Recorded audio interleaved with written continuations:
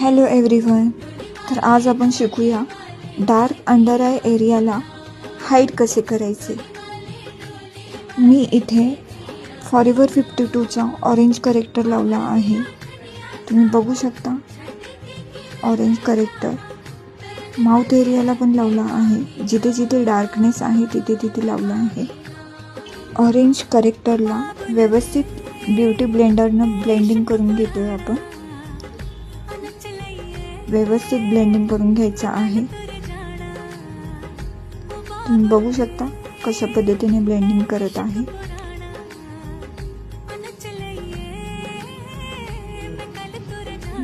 व्यवस्थित ब्लेंडिंग करून झाल्यानंतर ना त्याच्यावर आपल्याला आपल्या फेस अकॉर्डिंग फाउंडेशन लावायचं आहे.